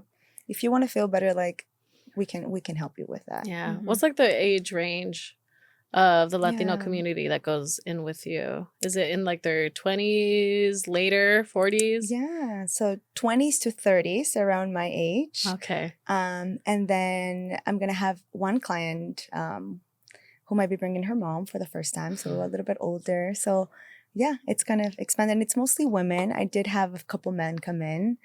And that, I think the men one was powerful because I was like, oh my God, I look at the man in here. Yeah. But yeah, the range is from 20 to 30s, and then maybe with this woman in her 50s. So we'll see. We'll see what that's so exciting. Yeah, the same thing with the man. Is like, I'd be so excited. I'd be like, yes, give me the inside scoop. Yes. Why are you guys don't want to like come in and talk? And coming in for the first time, opening up for the first time, and that sometimes does like open this whole portal of sadness and pain and trauma that, of course, repressed because it's scary to even like acknowledge and look at. But just beginning to open that is the best thing that they could possibly do in order to walk through that. So to release, and to show emotion and to be okay with like, it's okay that you are crying. It's okay that you're angry. It's okay that you're sad. A lot of hard things happen to you. And so to just give them a space to do that is so like, I'm like, thugs get sad too. Thugs can cry. You know, it doesn't take away anything about you're still strong, man. Love to see it. You know. Yeah, I really do feel for men sometimes, because again, they're just very closed off. And sometimes when I'm at work and I'll have some conversations with some coworkers, and I really just try to ask them genuinely like, so how are you doing? Like, how's it going? I know you say you're fine. Everything's good. And you probably believe that too. But like, I don't know. Yeah. It's some men are tired. Some men are overwhelmed. And they just keep fucking pushing on through because they've been told that too. There you go. Society says, especially Latinos, again, you know, tienes que ser fuerte, tienes que ser hombre, like men up. There's no space for your emotions. You just work and you're strong and you keep going. So that's what you kind of grow up believing, you know. And there's room for both. There's room to be a hardworking person and to be in touch with your emotions. Period. Repeat that again for all the men out there. And everybody. There's room for both. Y'all. Yes. Room for both. And it creates more genuine connection with people. And I think maybe particularly straight men, but I mean all men, women, like, they feel more connected with you. They feel closer to you. They understand you more, and it creates this more like intimate bonds. If you are willing to be open and vulnerable and honest, but that also stands for anybody. Yeah, for I think that, you know, the more that we mask, the more we prevent any type of depth, and then we feel so alone. And there's different ways to mask who you are and pretend. But for men especially, like, to always try to be tough, you're not showing up as your real self. And then how can you ever feel like somebody's going to love you for who you really are if you never allow them to see it? If you don't even know, if you don't even allow yourself to see the depths of your emotion and the depths of what you feel. True. And then that's how I think people become triggered and it erupts into something that they can't control. And they're like, oh, well, it's because it's something you never really touched base on before. So then now that it's being like poked at a little bit, it just explodes. Yeah, definitely. And anger is always like that one, you know, easy accessible emotion, especially for men. But dude, I realized recently that my defense mechanism is anger. I'm just easily irritable. That's another. And going back to the luteal phase. Oh, yeah. Let's go back. Let's bring it back. That's to how. Men, stay with us. Yes. Welcome back to you guys. Also, valuable for you to know about too. Honestly, Yes. because I feel like if you guys understand what we're going through, you're no longer, I mean, you can still look at us like we're crazy, but crazy with a reason. Yeah. Because it's something that's happening in our body that we can't help that's fucking happening, and we just have to go through it too. Right. Should I give a brief explanation of Yeah. luteal? Oh, yeah. Before we For some continue. people who are like, what Yes. the heck is a Luteal? luteal? What are we talking about? Who is she? So, in a women's menstrual cycle, there's actually 4 phases, and even women don't know about all the phases. I just learned about this. 4? Me too. There's 4. Yep. Okay. And a lot of us, we're not taught about what's even going on in our body. So the first is menstruation. That's when you're bleeding. Then you go into follicular, and that is the best. Driving, girl. You don't know about follicular? Follicular. Oh, get on that I like how it follicular wave. sounds. Yeah, it's amazing. Follicular. Then is ovulation, and then is luteal. And unfortunately, luteal takes up the majority of the time. But follicular, Learning so much. yeah. So follicular is when you're getting an increase of estrogen, yes, and low progesterone. and low progesterone. Progesterone is that hormone that also happens when you're pregnant, which results in a lot of emotion and dysregulation. Anything else? No. You're doing a good job. And an increase of estrogen. And so this means this is your body preparing to release the egg. So this is when you're going to feel your best. This is right after your period. It's when you have the most energy. Yeah. You have the most clarity, Yeah. feel happiest, most productive.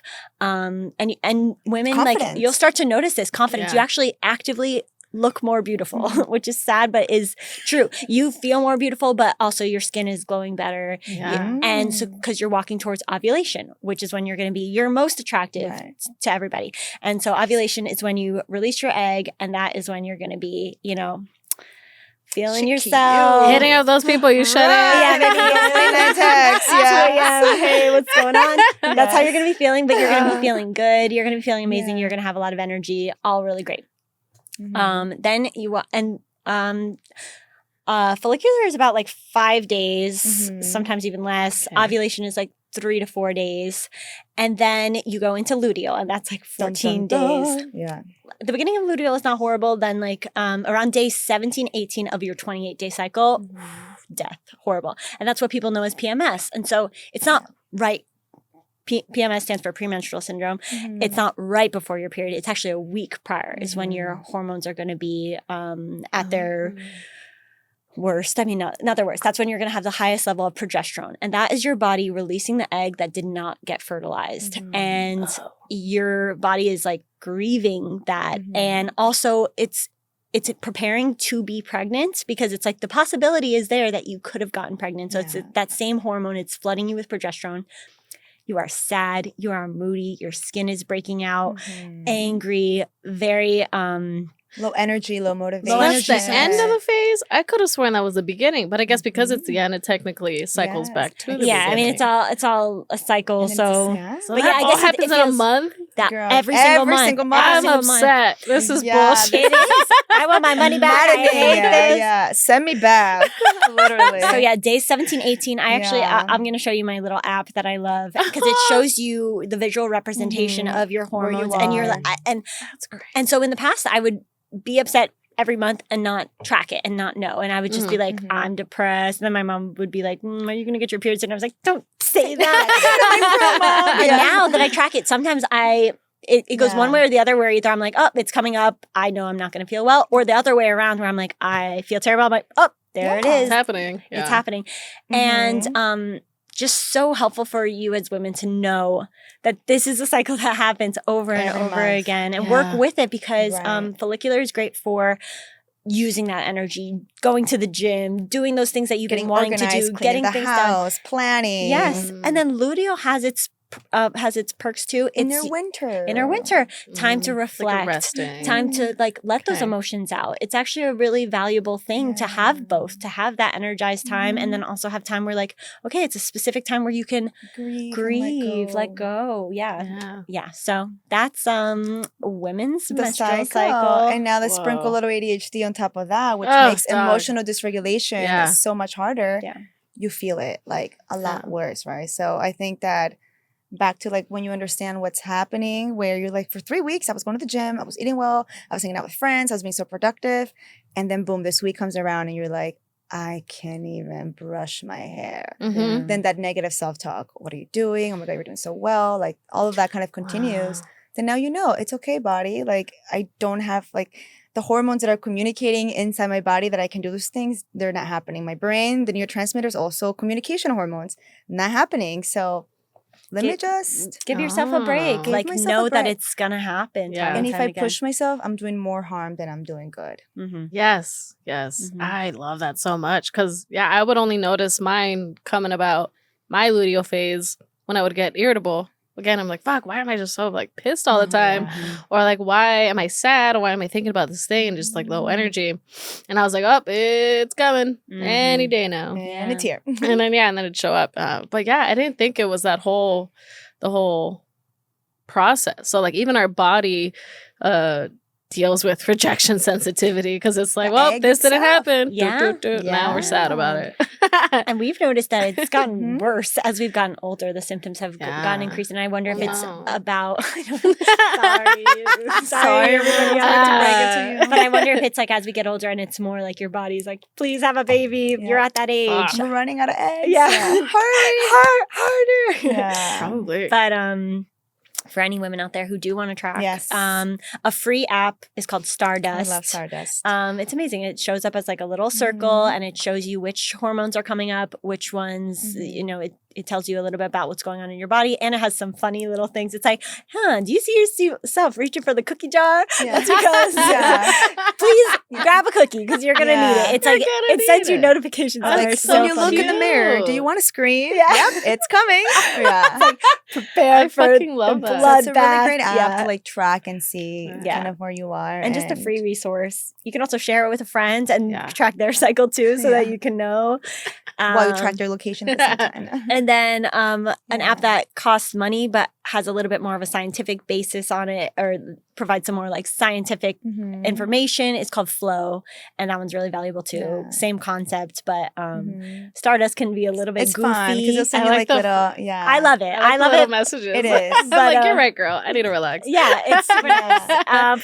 Flow kind of does that too, but has a little Yeah. bit more of a like a backing to all the information that it's Like giving it's you. just too, Yeah, it's and I feel like we need I something haven't tried fun Flow. Yeah, I in need order something to entertaining. Yeah. entertaining. It tells Yeah. you when you're most fertile, like when to be careful, yeah. when to not be careful. I don't want to know this. Yeah, Yeah, Like, I know. yeah. I use Lively too. So Life is good because it tells you what kind of workouts, what kind of food you should be eating on those Oh. days, Mhm.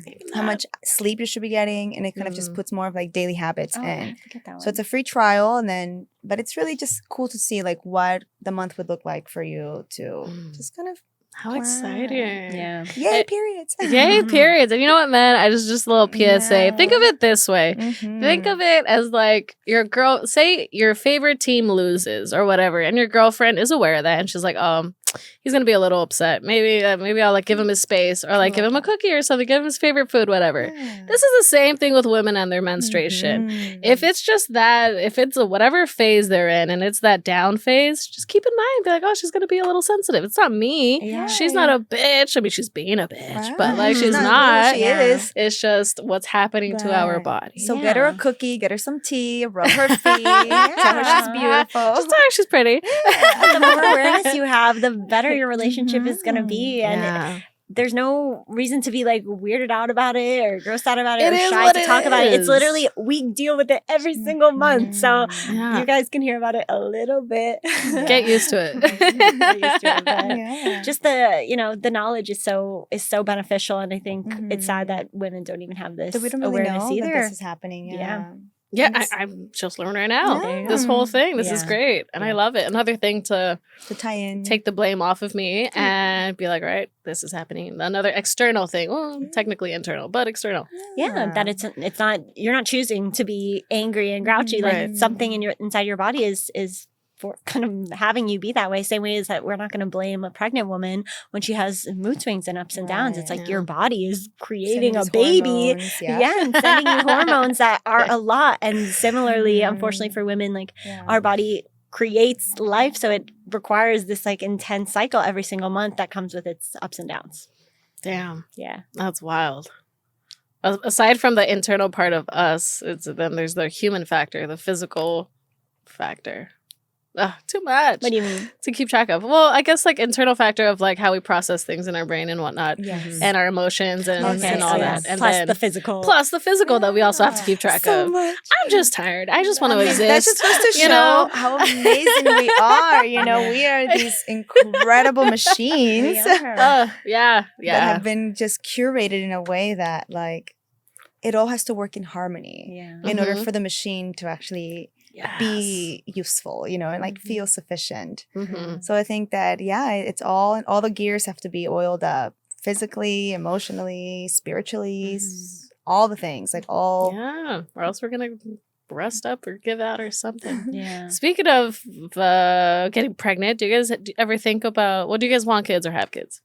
Don't have kids. Don't have kids. Yeah. Do you guys want kids? I do. I want a baby boy. I have baby fever right now. Oh my God, really? So what would you badly. Would you want, a boy or girl? I want a boy too. Really? Yeah. We both like said this one time. I always imagine myself with a little boy. Do you guys ever worry or like have that thought in the back of your mind of like, are my kids gonna have ADHD? How am I gonna deal with that? No, I never I'm thought that. so scared. Oh, really? I'm really fearful that I'm not going to get it together. Best mama for them. Aw. You're the best possible mama Oh, you to guys. take care of them and to nurture Truly. them. Yeah. But Do you want kids? I do. And you know what? I have a feeling it's just, I've said it for the longest time that my first kid's going to be a girl. I don't know why, but I have that feeling. A little Ruthie. Cute. And With her little curly hair matching you. So cute. Welcome on the podcast, Ruthie Jr. Ruthie Jr., you're coming. Oh my God. Yeah. And I'm so scared that I'm like going to be very overwhelmed and shut down. That's my biggest fear. Yeah. Yeah. And you can feel that way. And look, you're going to have, now you have 2 therapists on your side. Yeah. You reach out to us, girl. And with your partner too, I think sharing this information. And we might feel overwhelmed. We might feel shut down because being a mom is going to be the hardest thing that we're ever going to get to do in our lives.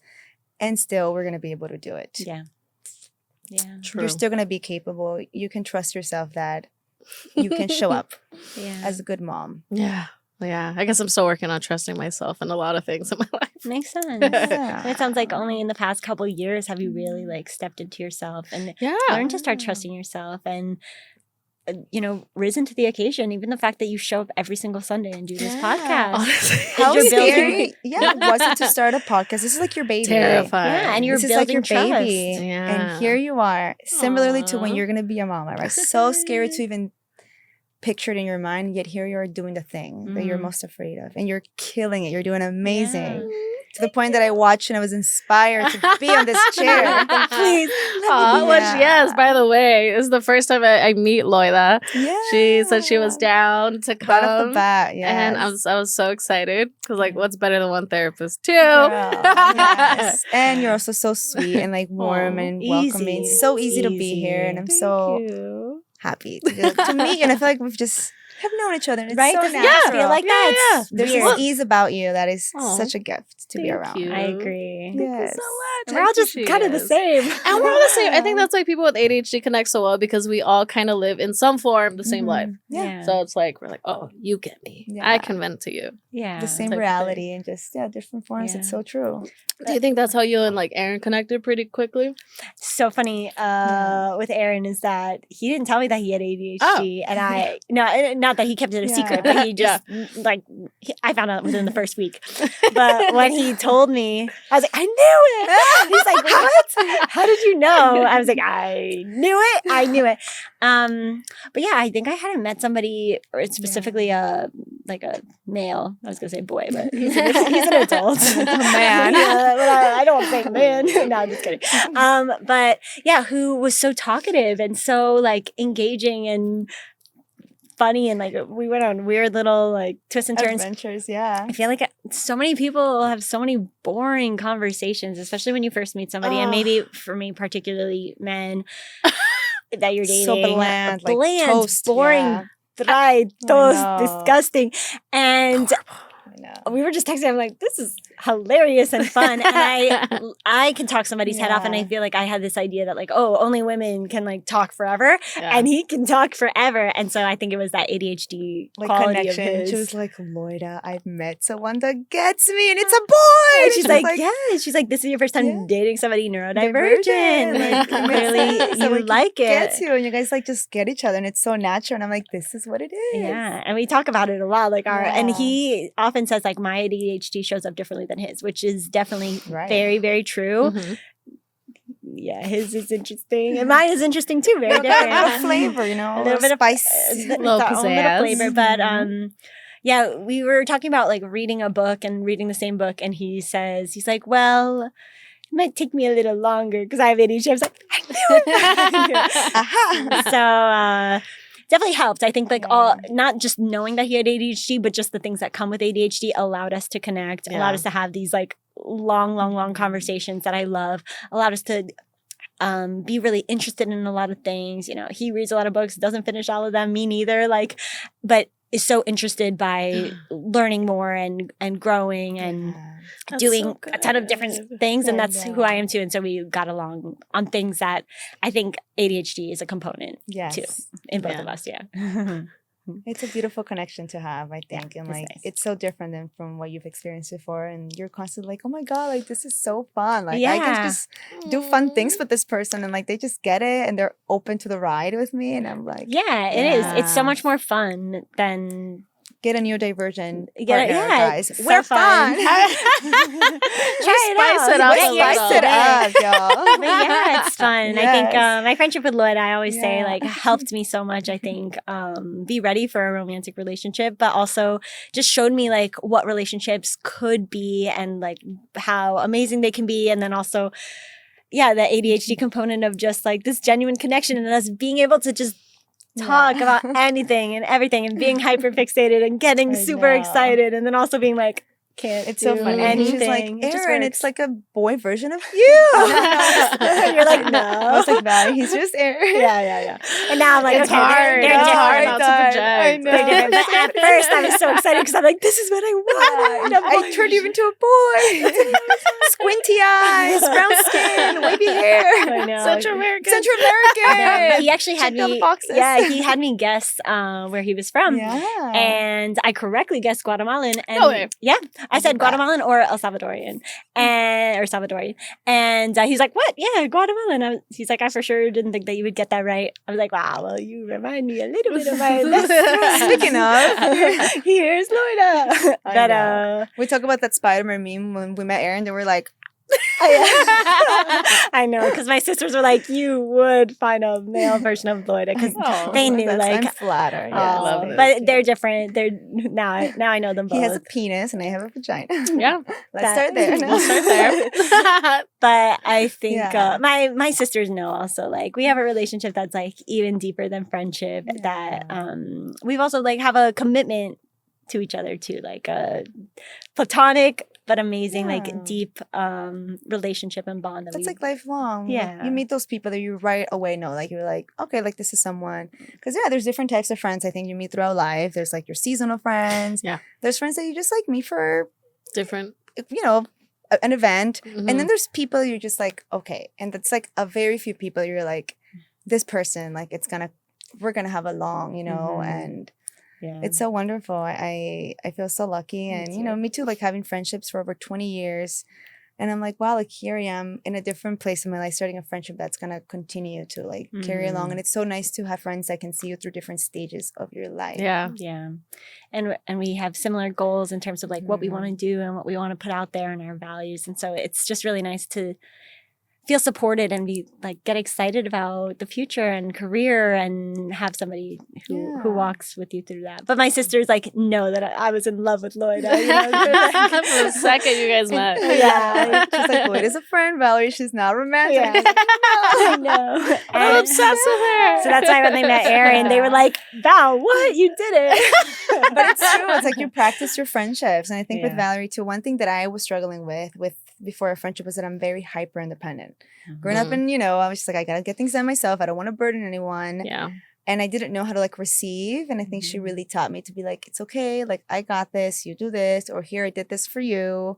you can relax, or like just trusting that she got it, and I think I had such a tendency to just be like, no, I have to do it. It has to be done my way, or it's not going to be done right. And like to like really let go of that idea that like I have to take care of everything by myself. So even through friendships, there's so much healing and growth that happens that can be brought into so many other relationships in your life. Definitely. Whether from a romantic to a parent to later in the future. Yeah, that's why it's good to have healthy relationships in all shapes and forms. Friendships, romantic relationships, in your family ships, work ships, pet ships, everything. Yeah, and it does take time. It takes time, and it takes you kind of getting to know yourself and being comfortable with yourself, and also knowing your worth and knowing like what's healthy, what's not healthy. Yeah. And you spoke about it last week about like trusting your body when it's a no. Yes. And I love that because, and it takes a long time to like be able to actually listen to your body and listen to your intuition, because we don't really have that. No, we tell it to shut up and keep going. Yeah. So it takes a long time to really like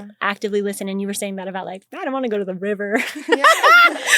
Her friend was invited to the river. She's like, it's a no.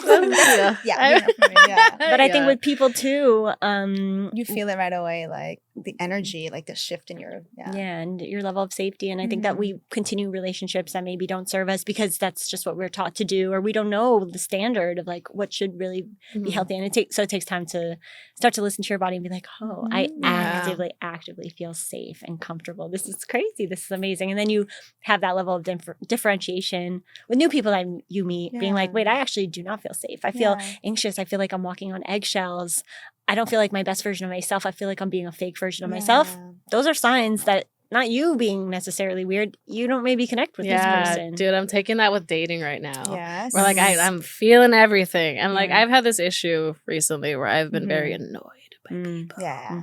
I don't know why. And I feel bad about it. I go through phases like that too. But I'm just like black cat energy. I'm like, yes. And like usually I like there's days where I'm the golden retriever, but for the most part, black cat energy. Yeah. And so that's why my mom's like, why can't you like let go of this one person? It's because I have a feeling with this one person that I've yet to find it with anybody else. And I'm only gonna go off of this feeling based thing. Yeah. And I don't know if that's something that like I should like let myself try to get to know somebody, or shut it down right off the bat when I feel it. Yeah. I think, and I see where your brain is going with this. Yeah. I think that our body will go to the familiar feeling, even if it's an unhealthy kind of pattern. You're right. Right? So our that butterfly in the stomach's kind of, I felt with this person before. So our body will kind of lean towards that at times. And don't go with the feeling. Go with the character, the values. It takes time to really know what that person is about. Yes and no. It should be a percentage of both, I think. And it's hard. I feel like, yes, trusting our bodies, but what if our bodies have been trusting something that was chaos before or was toxic? Then what are we really trusting, right? Yeah. What were you I gonna agree. say? And I think that is a good point, because I feel like I see that also in my clients of like, listen to your body, but then they're like, but I don't trust my body because... Or it feels good to me. They're like, I love this person. Like, it feels good in my body. And they're treating you X, Y, and Z. Yeah. So some people can surpass the behavior to just focus on the connection. But I think that they think it feels good, but it's anxious energy. It doesn't feel good. But I was going to say the opposite, but then I think that actually is helpful to put it into perspective. I was going to say a really valuable dating tip is, instead of being like, do they check this box, this box, this box? Ask yourself, do I feel like my best version of myself? Did I feel beautiful? Did I feel safe? How's my heart rate? Yes. How are my overthinking thoughts? Checking in with yourself. I do think, though, we do lean into patterns that are unhealthy. And so, but I think now you'd be at the place where you're able to differentiate and be like, okay, I like this, but it's actually anxious energy that reminds me of my relationship with X, Y, and Z. Yeah. You know, I actually don't, it feels like what I want to feel, kind of, but I don't feel calm and safe. And those are the questions to ask versus, does this person meet the checkbox, which is what we're taught to do after dates. But it's like, no, don't ask those questions. Ask yourself how you feel. And continuing to cultivate what feels safe in your body. Every time you're doing something that you feel like, wow, I feel so good and relaxed, check in, tune in, and really like take a moment to make that a part of you and like a habit and a reality, and then you'll know what that feels like. Yep. It's like getting familiar with that feeling. Your own self, in that way. body scans are really good for that. Body scans. I do it Check all the in time. all the time. When It's I'm helpful driving. to then know, like, okay, in this situation, I feel this way. What's going on? My brain, my heart, my body, what's happening? Yeah. But then I think also sometimes we feel anxious and it's not because of the other person. It's because of our own beliefs and ourselves. There's so many things to kind of, I think just time. I think if you know a person, take your time to know them and see how the character develops. I'm so not patient though. That's another problem of mine. Oh, girl, ADHD, love bombing, honey. Yes. Right out of the way. This works, and oh my god, you're the best person I've ever met. That was me, times a thousand. I'm so toxic in that sense. Oh my god. Well, thank you guys for fucking coming. Thank you for having This was so much fun. I want to do another one again. Yes. So you guys let me know when you're free mutual. because this was great. Okay. I gotta like this candle. Yeah. You guys are I so like this cute. kid. I gotta sing happy birthday. So no pressure, girl. no pressure, but we only have one candle, so one shot, one match. One match? Oh my Yeah, god. I Okay. know. One I think match, we one got this. candle. Okay. There's no, the other one's broken. Protect the I know. I couldn't flame. find a lighter anywhere. Oh shit, guys. All right. This is All right, it. This is a moment of here it truth. is. I don't You know. got this. I'm scared. You did it. Oh, I'm so scared. I thought I wasn't gonna burn. Imagine the fire detector goes off. Okay. Yeah. Happy birthday Aw, to You guys are so cute. Happy birthday to you. Happy birthday, dear Ruby. I love you guys. Happy birthday to you. Yay. Thank you guys. You guys are so sweet. Oh, May you I have love this. Here we go. Cumpleaños feliz. Cumpleaños. May you have so many more beautiful birthdays to Aw. come. Yeah. Thank you. Thank you. And just an upward, trajectory. Yes. Well, now that I know you guys, I'm going to ask you guys so many questions. Girl, we're just a I'm be like, text help. away. I'm feeling all these things. So That's what therapists are for. And that's what we You got two on your love love. Call us up. to Aw. do. I'll have Valerie share my number with you. Definitely. yes, please. Yeah. This was wonderful. Thank you so much. Thank you Of for course. having Thank you guys. You guys have any us. final words to the public? Final words to the public, Valerie Valucci? To our friends? Can you think of anything? Any questions? I'll think of something. Yeah, no questions. I think related to ADHD, just that to continue to give yourself grace, that we may not get it right all the time, but just do your best, and your best is going to look different day by day, right? If you have a cold, your best is going to be maybe just getting out of bed and brushing your teeth. And if you don't have a cold, your best might be actually starting a podcast and getting work done. So just continue to sit with yourself day by day and know that each day is a good place where you can start. You can always start every day. So that's kind of my closing thoughts. I love that. Yeah. I love that quote of like, each day is a new opportunity A new in some opportunity. way. That you start new each day. And so never be too harsh on yourself about things in the past. And a nice little mantra, I just worked on this with one of my clients, is I let go of the past and I embrace the present. And to not be too harsh on yourself, not judge yourself about who you are, create these narratives, because the past doesn't exist anymore. It's just what lasts in your brain. The present doesn't exist either, and we can create stories, but we don't know what is true and what is not. It might feel like the truth, but we really don't know one way or the other. All that actually exists is the present moment. And so to continue to remind yourself that, and just be as present as possible. Yeah. And savor the relationships that you have. And dopamine, guys. Go outside, connect, spend some Real time in the sun, dopamine. nature. Yeah. Real dopamine. TikTok is fake dopamine. TikTok is big. And- Dopamine, even though I started with. Yeah, it feels like dopamine, but yeah, real dopamine is the Artificial, people that you're around, just being in nature, dancing, having fun, doing things that you love. So try to, do a little bit of that today to boost yourself up. Yes. Oh, question. Random thought, because I run on hot. Do you guys run on hot? No. When I'm I take very my cold. medication, lately I haven't, but I usually run on cold. Okay. But with medication, I've been running on hot. Okay. Mhm. Okay. That's true. Just Last a week I thought. was You were hot. dying the last I time. was dying. I added extra powder today. I was like, I was shiny. Yeah. But today, usually I'm cold. I kind of want to take a poll because I have a theory about it. But yeah, that's all. Of That's that the question. ADHD or Yeah, it's like maybe because we're always like on the go or something, or blood's rushing, or I don't know. I mean, if you got cortisol and adrenaline in the system, maybe it'll happen. Yeah. I have no circulation. My hands are me too. numb, nothing. It's like my hands are cold, but my Yeah, armpits my are sweaty. I'm like, damn. I was so sweaty. Girl, how does that work? Right now, but I my know. hands are like Literally. icicles. That's so funny. That's so true. You guys are awesome. Okay. Yeah. All right. Love All you, right. friends. Bye.